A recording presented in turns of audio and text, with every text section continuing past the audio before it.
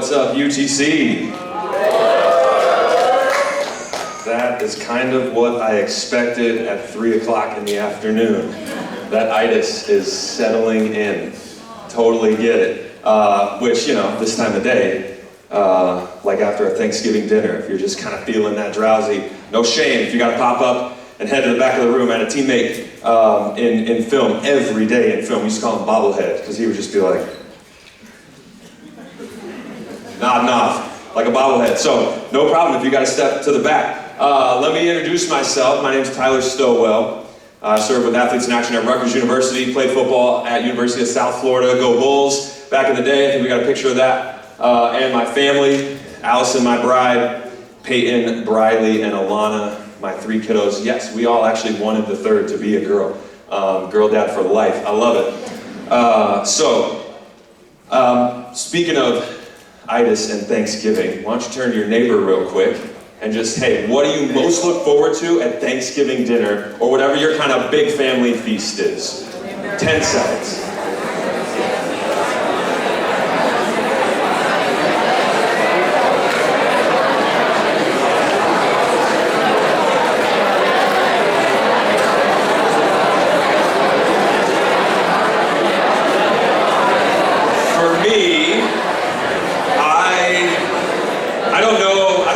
On your table, but I happen to look forward to a dish called all of it.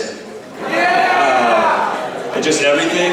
My wife's green bean casserole, my daughter helps with cornbread casserole, another daughter helps with sweet potato casserole. I cook a mean bird, pumpkin pie. All this is from scratch, by the way, homemade pumpkin pie. Don't get me started. Thanksgiving, perhaps we could say that whatever that dish was, that's what motivates you, maybe through a long drive home from Thanksgiving, for Thanksgiving break. Wrestlers, basketball, sorry, you don't get that. Maybe it's what motivates you through the day, to get to that meal and you get to eat that. That's your motivation, that's what gets you there. Principle number 2 here, we're gonna talk about what motivates me. What motivates me and why I live my life and why I play my sport. What motivates you to get to that family feast? Inside game is what we're calling this. It asks the question, what motivates me? Inside game, what goes on under the hood? We believe that what goes on inside our minds and our hearts is what actually then informs and fleshes outside of us. The way we live, the way we move, the way we play, the way we speak, everything we do. So what motivates you? Why do you do the things that you do? We're gonna go a little deeper than Thanksgiving dinner and your favorite dish. Why do you do the things that you do?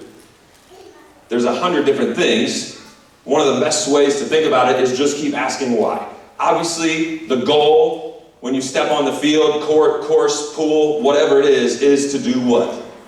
Win. Win, thank you. That's the goal. If that's not your goal, then why are you lacing them up? But your purpose, your motivation, the reason you worship, that's what we're talking about this week. That's got to be higher than that. The goal is always to win, but your purpose has got to be so much bigger. And so, why do you do what you do? That's, if you keep asking why, sure, to win. Okay, why do I need to win? Why do I need whatever? That starts to move from what Phoebe talked about this morning to where we're going to go today. So, there's a handful of motivations that we've got. They're in your notebook. They're going to be on the screen. I would love for you to, same thing, just turn to your neighbor, and I'm not Chaz, so I can't do the whole say neighbor thing. But turn to your neighbor and just, hey, which of these is your motivation? Why do you do your sport? Real quick, tell your neighbor about it.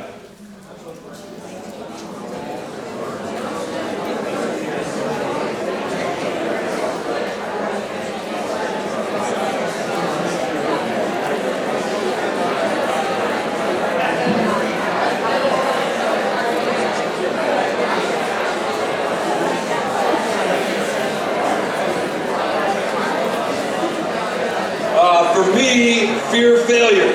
Where are my fear of failure people in the house? Yes, we make a fun bunch, don't we? Fear of failure, that was the thing for me. And a lot of that was wrapped up in my parents. Quite honestly, when I got to college, I was a walk-on, preferred walk-on. And I would say my first year, I played college football for my dad.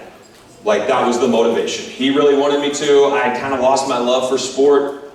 And I was playing for my dad. And I remember thinking, I committed with him, I'll play for a year. And we get to the end of that first season, we had a bowl game on the first day of bowls, and I was like, did I commit to one season or one calendar year? Like, am I done, or am I gonna keep going? And I came to UTC, and God was like, no, we're not stopping. We're not quitting yet. And that is probably another story for another day. But that was my motivation. My question would be, how is that motivation working out for you? How's it going? Maybe you've got results on the scoreboard, but there's a whole mess of unhealthy motivations that get results on the scoreboard. Ask most of the greatest players of all time about their motivations and where they're at. But off the field, in the locker room, when you lay your head down at night, how is that motivation going for you? How is it in your life? Is there any kind of consistency with your inside game? If your motivation is up one day and down the next, how's that going to affect your play? How's that going to affect the way you live and love other people? And so we need a motivation that's not based on our circumstances. We need a motivation that's going to help us go after our purpose, that's going to help us go after our goals. Did they talk about the big W and the little W at Labs? Was that earlier, or is that coming up? A little surprise. Okay, great. You know, a little appetizer. So we looked at, it is yummy. We looked at a story pregame, a story in the Bible that Jesus told. Not necessarily a true story, but it's a story that he told that was very believable and very well could have been true. And Jesus is talking to two different crowds of people. One crowd with two different groups of people. There's the tax collectors and the sinners. And then there's the religious people, the religious elite.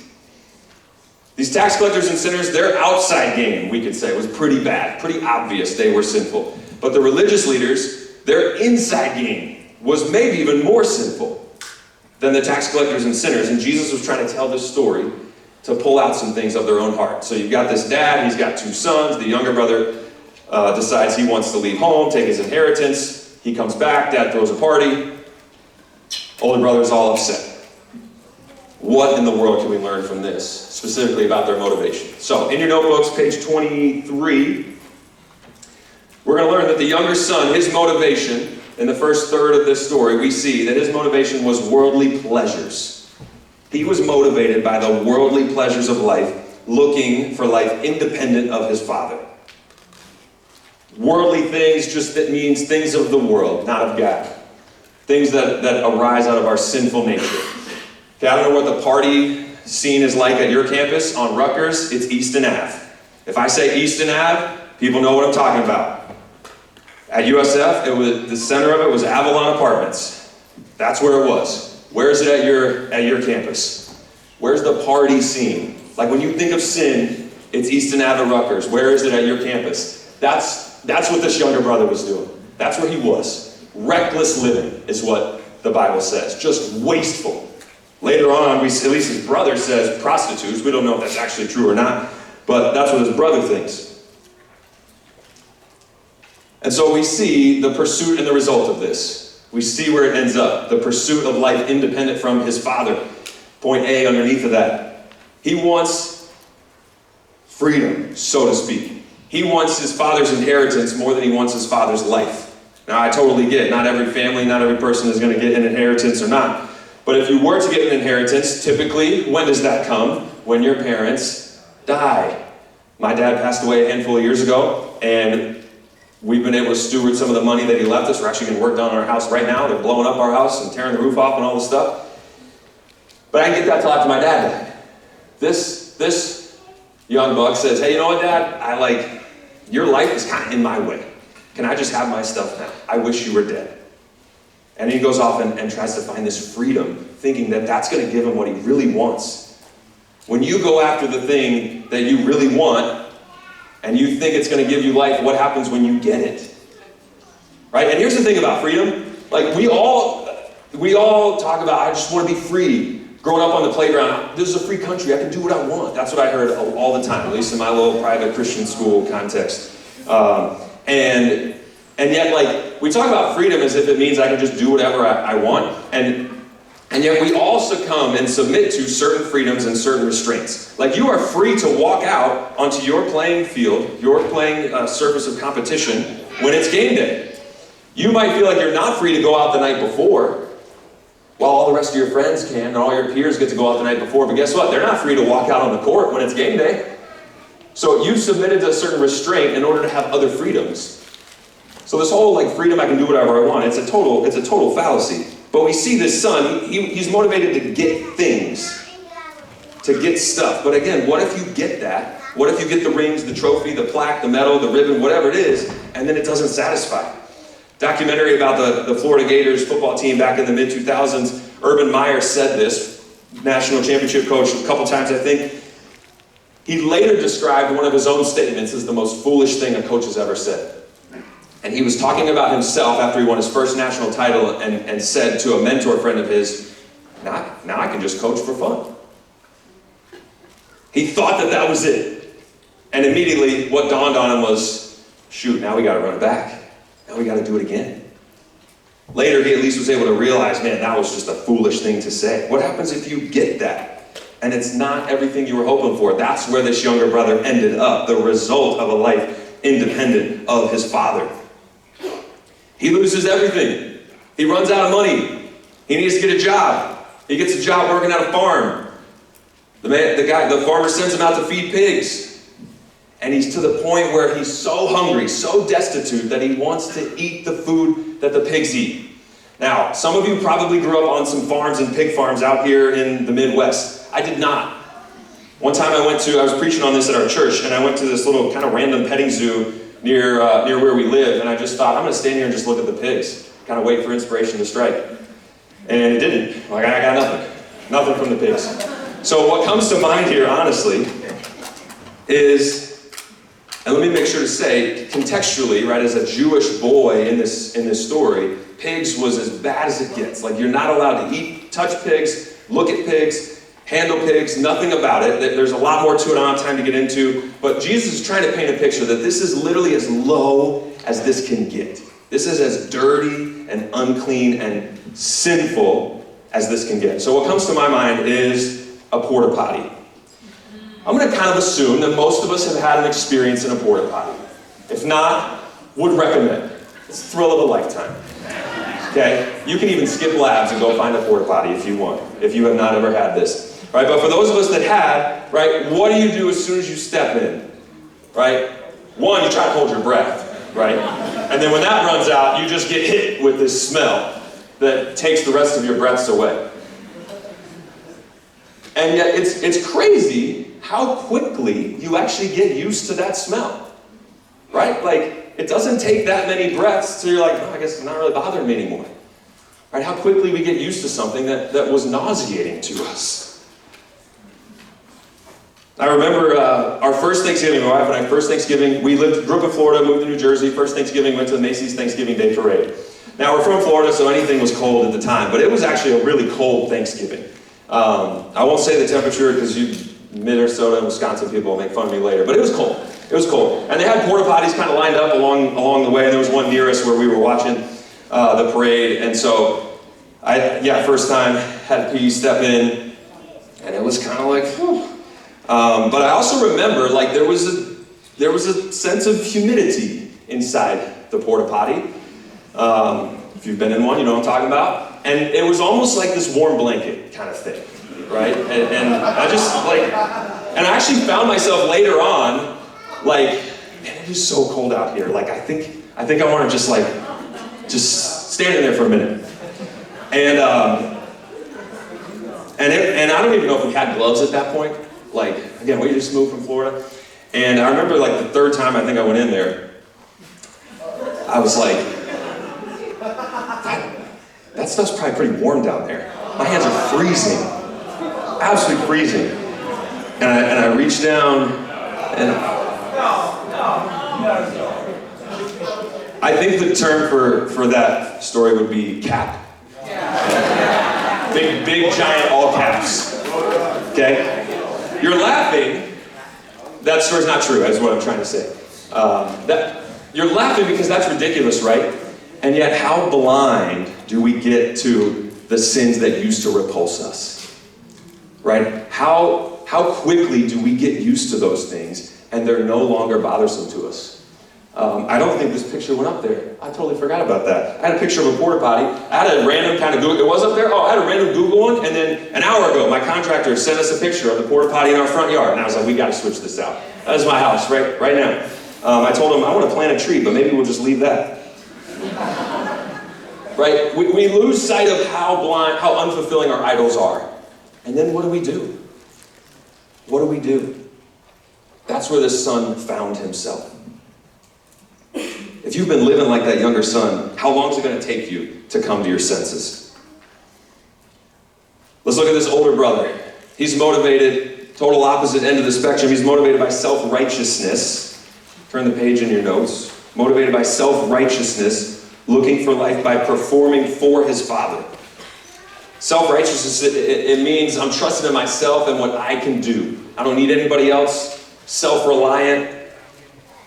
There's almost this sense of I can actually perform so well that I can make people do things for me. I can manipulate people, specifically God. And that's where this crowd, this religious elite people in the crowd, they thought that they were so good that they could get God's blessing by certain things that they would do. They were good at loving God, but they were total jerks to the people around them. And you can't really love God if you're not loving people. And so that's where this older brother found himself as he's working in the field, this pursuit of a life of performance. He's trying to prove to his dad that he's good enough. As his dad comes out and invites him to the party, he's like, Dad, like I've never disobeyed you. Okay, well that's not true, because that's impossible. So he just lied. But I've never disobeyed you. Look at all these things that I've done. Look at my spiritual resume. You never even gave me a young goat. I guess that was on the birthday list or something in that context. He's upset because he thinks he deserves all the things that his dirty, rotten little brother is getting.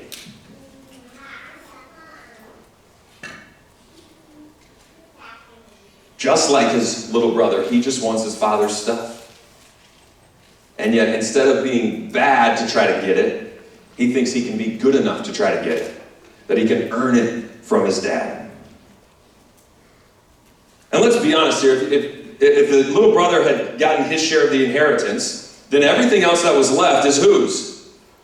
The older brother. So when he says to his dad, if you caught it, hey dad, or when the father says to him, hey, everything I have is yours, the older brother's like, yeah, exactly. That's my fattened calf. That's my party. That's my stuff. What are you doing? We would be ticked off too, let's be honest. Anybody have a sibling that's ever gotten something that you thought was rightfully yours?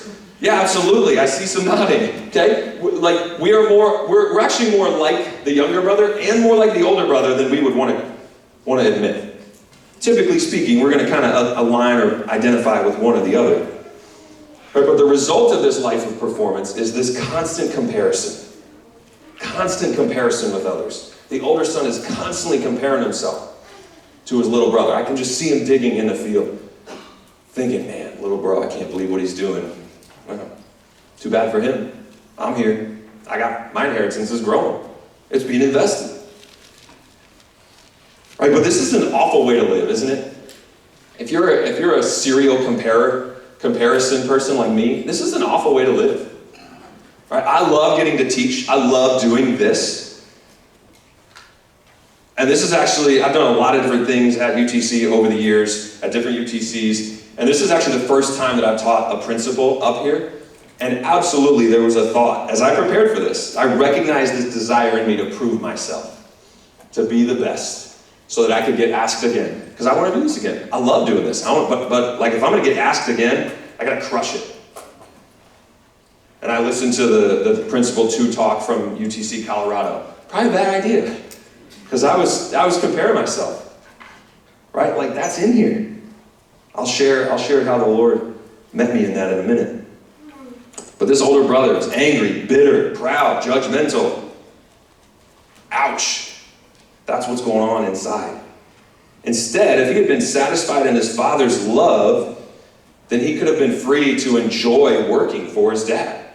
Instead of tirelessly working for a goat, he could have gone inside and enjoyed the feast. And so we can see that he's just as lost as his little brother. The question I would have for you is, are you working hard as if you're chained up and not really free? Thinking, if I can just do the X, then I'm going to finally get something. I'm finally going to get what is rightfully mine.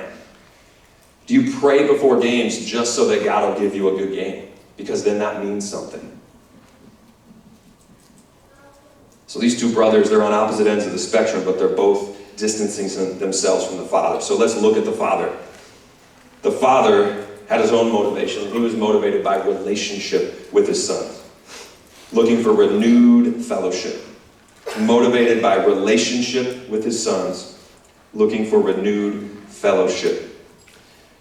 These sons, these brothers, they're trying to look for their identity, their sense of meaning and purpose in life in all of the wrong places. One by his performance, doing good things. One by his so-called freedom, doing bad things. And neither one of them was looking to their father for their identity as his sons.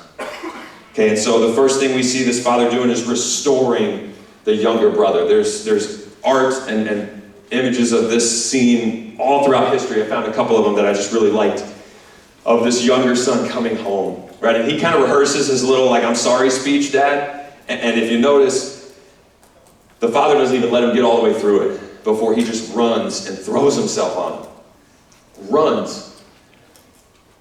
I love, go to the next slide, JJ. I love in this one on your right, you can kind of see the older brother in the background there working. The one on the left here is by Rembrandt. The older brother's in the back somewhere. I think it's too dark to see.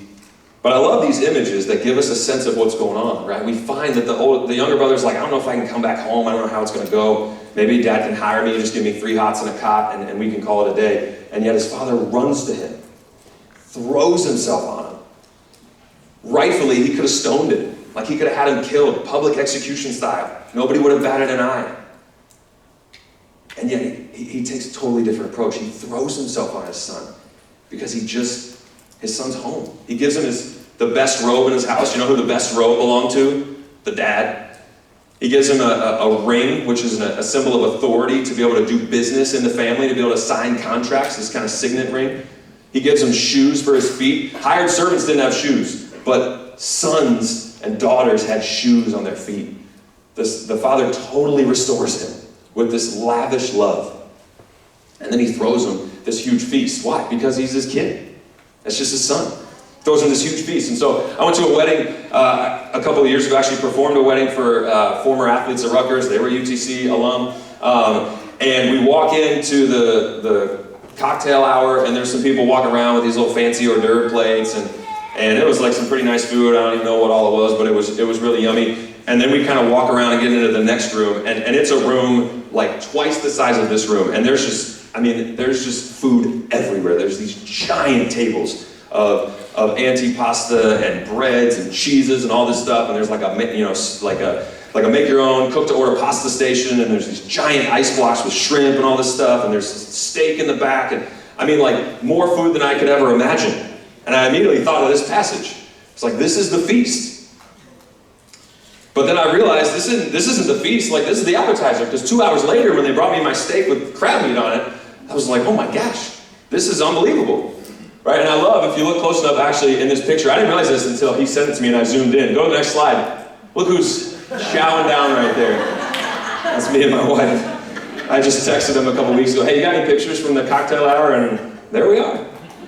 But here's the best part about that meal. Someone else paid for it.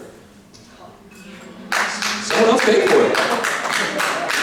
Like, and that's the thing here, the dad, like, it cost somebody something to have this feast for this little brother. It cost him something. And yet the father, like, he doesn't just begrudgingly restore him. He delights. It says he's looking every day, waiting for his son to come home. He cannot wait until his son gets home. And that's exactly why the older brother is so ticked off. And yet I'm so thankful that the father goes out and invites the older brother in. Right? Older brothers, that's good news for us. That the father reminds the performance-driven older son. Says, hey, you are always with me. Everything I have is yours. He addresses, while the older brother addresses his little brother as your son, talking to the father addresses the older brother as my son. Right? The older brother was like, this son of yours did this. And the father, he says, you're still my son too. Right? He reminds us. I'm so thankful that the Lord comes out and reminds older brothers that they're his, that they're welcome to the party. We need reminding. Last week, as I was starting to freak out, like, man, I got to crush this, the Lord was like, hey, no, you don't. Like, I'm the one that puts my body where I want and how I want. Like, you didn't do anything to get asked to speak, and you won't do anything the next time. If you get asked, I'll tell you whether I want you to do it or not, and then you go and be faithful. But that's my job, not yours. I'm so thankful for those reminders. Okay, and so as we zoom out and move from this story, which, by the way, Jesus leaves open-ended, right? We don't know. Does the older brother ever go into the party? We don't know. That was the point, that religious crowd would begin to think, wow, like, how am I living? Unfortunately, they didn't really get it, because then they were the ones that put Jesus on a cross. But as we zoom out and think about our own story, and we think about this father in the story that represents God in our lives, I totally get that God as Father might be a really hard image for some of you. Some of you might have grown up in some families with great fathers. That was my story. Some of you might have grown up in families without a father, or with a really bad example of a father in any number of different ways. Abandonment, abuse, all kinds of things. I want to recognize that that's in the room. That's also my bride's story. And so, second-handedly, I get it. But as much as possible, we have to consider God as Father in all of the best ways that we can. In all of the ways opposite of how our earthly dads fall short. Because our identity as God's son or God's daughter changes everything. That's all the father in the story wanted to remind his sons, is that they were his sons, they were his kids. And so your identity as a daughter or son of God changes everything. But how do you know if you're a son or a daughter of God? Well, we got one verse here, John 1:12. It's in your notebook there. To all who did receive him, meaning Jesus, who believed in his name, he gave the right to become children of God. We're not all born as children of God. We're all born creatures of God. But once we put our faith in Jesus and we look to him and say, hey, what Phoebe talked about earlier, once your death, Jesus, on the cross to count for my sins, we are welcomed into his family. And that's what Jesus was trying to get at in this story. There's a piece of the story that would go over our heads if we didn't have a little bit of context that the original audience would have picked up on almost immediately. Right before this, in Luke chapter 15, Jesus tells two other stories. He tells a story about a shepherd who had 100 sheep and he loses one, goes and finds it, comes back, big party. Then he tells a story about a woman who had 10 coins, loses one, goes and finds it, turns her house upside down, goes, looks for it, finds it, big party when she finds it. So you've got sheep lost, seeker goes to find it, big party. Coin lost, seeker goes to find it, big party. Son lost, big party. Why didn't the father go seek after the lost son? Why is there no seeker in this story? What the audience who was listening to this would have known immediately is that in a situation like this where a family member, specifically a child, runs away and leaves home, it was the responsibility of one person in particular, the oldest heir in the family, to go and find the lost one. It was the responsibility of the older brother to leave home at cost to himself, remember. His whole inheritance was left. And he was supposed to go find his little brother. And instead of doing that, he turns in on himself. He hoards what he thinks is his. And he chooses not to live generously. He looks out for his own good instead of the good of another. He didn't want to pay the cost of getting his little brother back.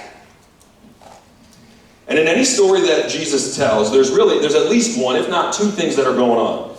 And where he reveals himself, either by comparison or by contrast. We certainly see some comparison in the love of the Father in this story of how Jesus loves us, but we see contrast with the older brother. Because you see, the difference between that older brother and our capital T true older brother is that Jesus did pay the cost to come and find us. He did leave home in heaven to come down to this dusty, dirty, porta potty filled, sometimes beautiful, mostly messy, broken world and get his little brothers and sisters back.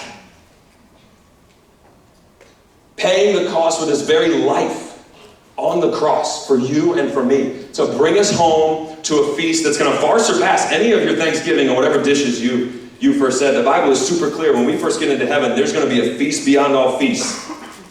Right? Jesus brought us home to throw us a party, to introduce us to his Father, who doesn't want to hire us to work for him, but wants us to just be his kids. Regardless of what table you actually sit down at, meaning what team you play for, however you choose to identify yourself, whatever jersey you put on, the offer here this week, the offer on this table is to be identified first and foremost as a child of God.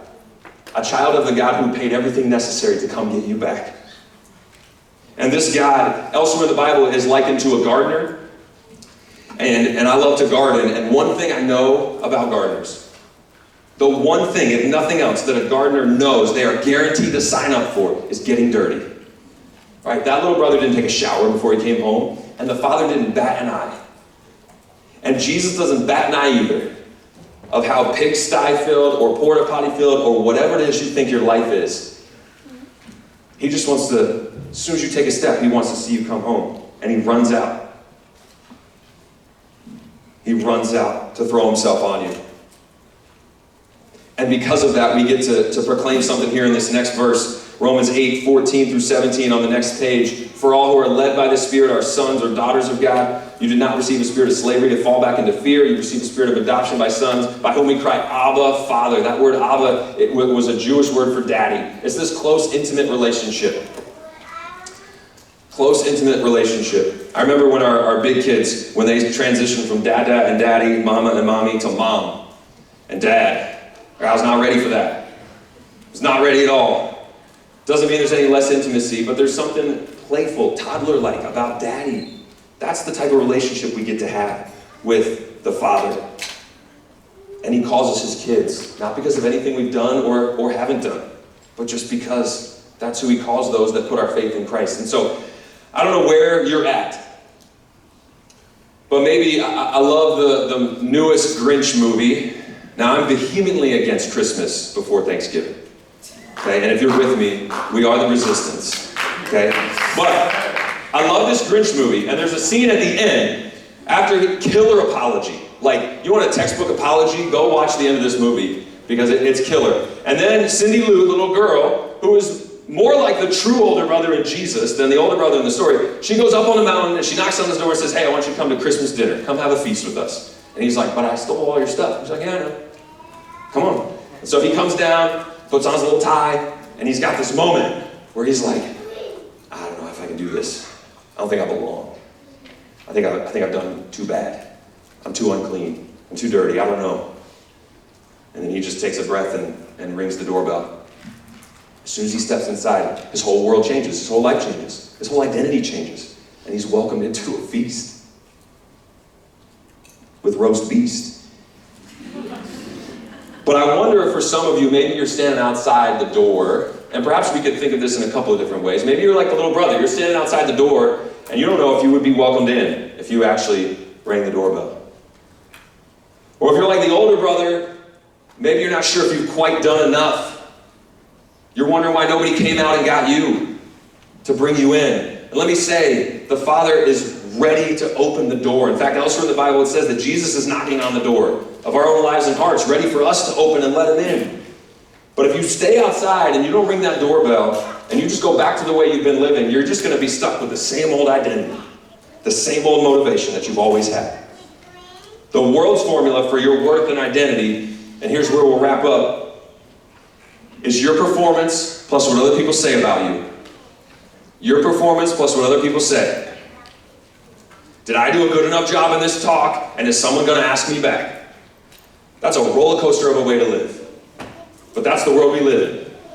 And that was before social media. I know you all don't even know what that was like. Newspaper, what is that? Before social media. Your performance plus other people's opinion. You know what our identity is for those of us that are in Christ is true? This is on page 25. Your identity, it's what God says is true. Period. Exclamation point. It's not your performance, it's not what other people say, it's what God says. And God's not a liar, and he never changes his mind. Right? What if his love for you could be enough? All of a sudden, if you don't need your sport to build your life on, you could just enjoy your sport. Right? You could just enjoy it. And this is a process. A couple weeks ago, I played in a golf tournament. I'm not a golfer. I golf every now and then. And I was playing in a golf tournament with a bunch of golfers. And that morning, I woke up, and I was like feeling all kinds of insecure, like, phew, And I had to walk through. God, remind me of my identity. Bad shots happen. These guys also love Jesus. It doesn't matter how I look. We're out there to have fun. Like, that's real life, guys. It doesn't just go away because you went to UTC. But at least I got something to turn back to. And some truth. Man, for kicks, I ended up playing like the best golf of my life, which was a lot of fun. And so as you look through the next page of your notes, the next couple of pages, you're going to see the Live It page. I'm already over time. Sorry, lab teachers.